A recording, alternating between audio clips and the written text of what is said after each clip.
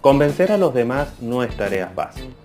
Es preciso entender la psiquis humana para lograr comprender sus motivaciones y en consecuencia hacer que los demás piensen como usted. Grandes políticos y oradores en la historia han apelado a los motivos más nobles, así como a la razón y al sentido común para encauzar los pensamientos de los demás hacia un propósito en específico. En esta tercera entrega de la saga Relaciones Humanas, explicaremos algunas pautas para obtener de los demás la sincera disposición de estar a su favor. Pero antes de comenzar, los invito a suscribirse a mi canal y activar las notificaciones para que estén al tanto de los nuevos trabajos que publico.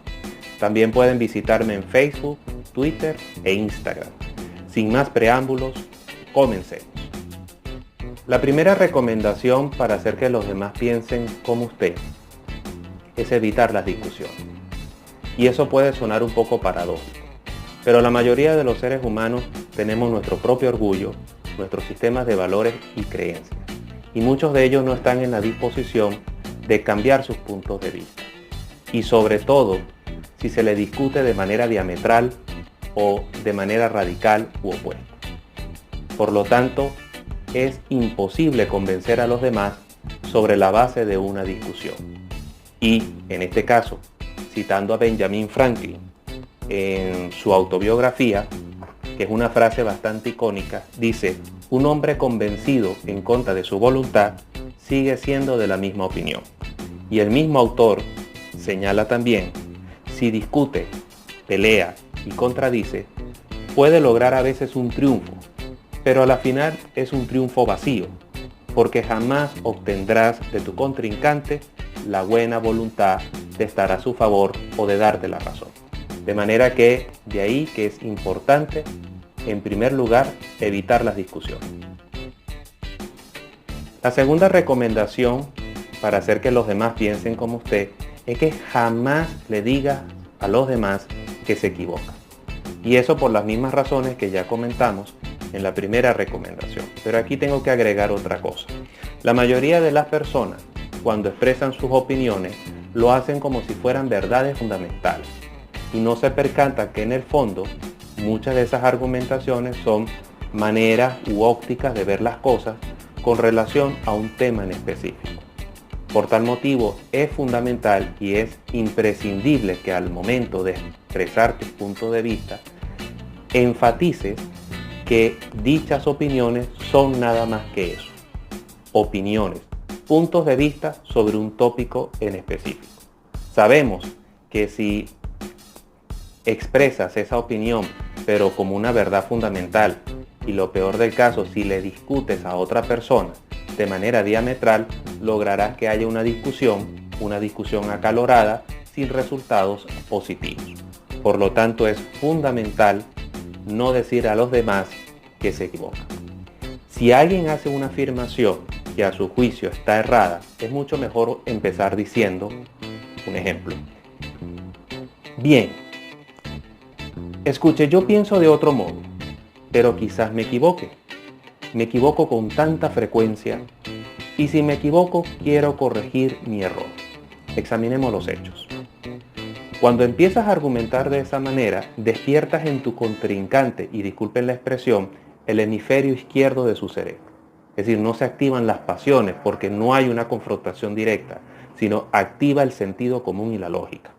Y además que cuando empiezas así de manera humilde y respetuosa, la otra persona por lo general tiende a asumir una postura también humilde, también respetuosa, y va a estar en clara disposición de escucharte.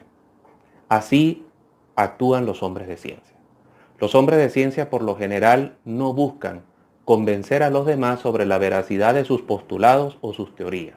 Solo se limitan a expresar los hechos, analizarlos y en consecuencia dar sus conclusiones. De allí la importancia de esta segunda recomendación. La segunda recomendación, ya en resumen, es evite decir a los demás que se equivocan. Otra recomendación es que admita de forma sincera tus errores o equivocaciones. Si sabemos que a la larga se va a demostrar nuestro error, lo mejor sería ganar la delantera y reconocerlo. Es mucho más sencillo oír la crítica de tus propios labios a la censura en labios ajenos. Además, en esos casos lo más probable es que su contendor asuma entonces una actitud mucho más generosa o empática y trate de restar importancia al error que usted cometió. Por tal motivo, la mejor recomendación o una de las mejores recomendaciones es aceptar tus errores o equivocaciones. Te muestras más humano, más humilde y tu contraparte asumirá una postura, por lo general, mucho más empática. La cuarta recomendación es que comience de forma franca y amistosa un conversatorio.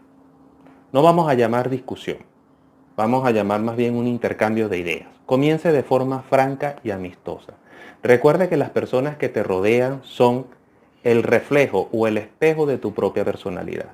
Si actúas con violencia y agresividad, lo más probable es que las otras personas también te respondan de igual manera. Entonces, valiéndose del principio del espejo, lo más recomendable a la hora de iniciar una discusión o una conversación es comenzar de manera amena y agradable. La siguiente recomendación es una que utilizan mucho los operadores de justicia y hombres de negocio. A la hora de una discusión o de una conversación, empiece destacando las cosas en las que están de acuerdo, muy utilizado en los mecanismos alternativos de resolución de conflictos.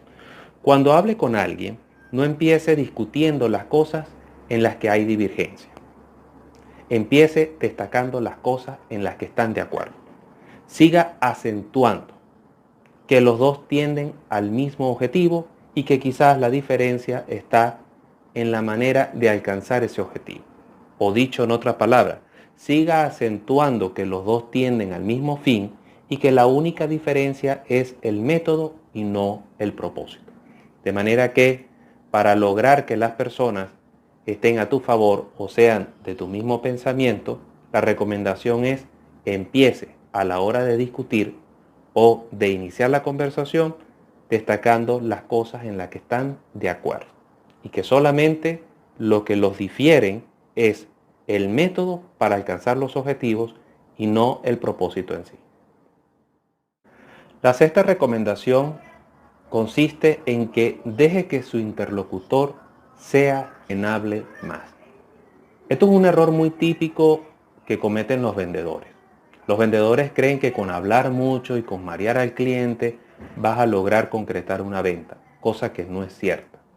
El mejor vendedor es aquel que ofrece sus productos y servicios acordes a las necesidades y los requerimientos del cliente. Casi todos nosotros, cuando tratamos de atraer a los demás a nuestra manera de pensar, hablamos demasiado. Y repito, los vendedores especialmente son adictos a este error. Un error, desde mi punto de vista, costoso. Dejemos que hable el otro. Él sabe más que nosotros acerca de sus negocios y sus problemas que nosotros mismos. En vez de hablar mucho, en estos casos lo mejor o lo más recomendable es hacerle preguntas. Permitámosles que nos explique unas cuantas cosas, que nos explique cuáles son sus problemas, cuáles son sus inquietudes y así en consecuencia podemos responder a su favor. De manera que la sexta recomendación, ya en conclusión, deje que su interlocutor sea quien hable más. La séptima recomendación para hacer que los demás piensen como usted consiste en dejar que la otra persona crea que la idea es completamente suya. Y este consejo es muy valioso para aquellas personas que se encuentran en una relación laboral en que tu contrincante está en una posición de poder mucho más elevado. Es como dice Dale Carnegie en su obra Cómo hacer amigos e influir sobre las personas.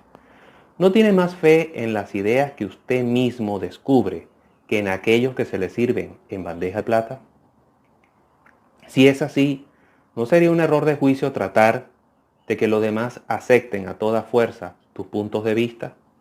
¿No sería más sagaz, hacer sugestiones y dejar que los demás lleguen a las mismas conclusiones que usted llegó?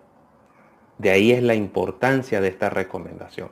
Deje que las otras personas o deje que tu contrincante crea que la idea es completamente suya. La octava recomendación consiste en tratar de ver las cosas desde el punto de vista de tu contrincante. Puedes comenzar una discusión o una conversación diciendo esta frase: no puedo censurarlo por pensar como lo hace. Si estuviera en su lugar, no habría duda que pensaría de la misma manera. Las 3/4 de las personas con quienes se encontrará mañana tienen sed de simpatía. Deles esa simpatía y le tendrán cariño. Y es probable que a la final estén a su favor en lo que a opiniones y puntos de vista se refiere. Por lo tanto, 8ª recomendación: trate de ver las cosas desde el punto de vista del otro.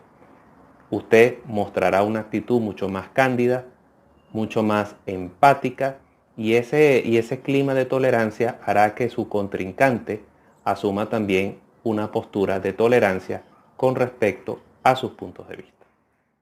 La 9ª recomendación para hacer que los demás piensen como usted es apelar a los motivos más nobles de su contrincante.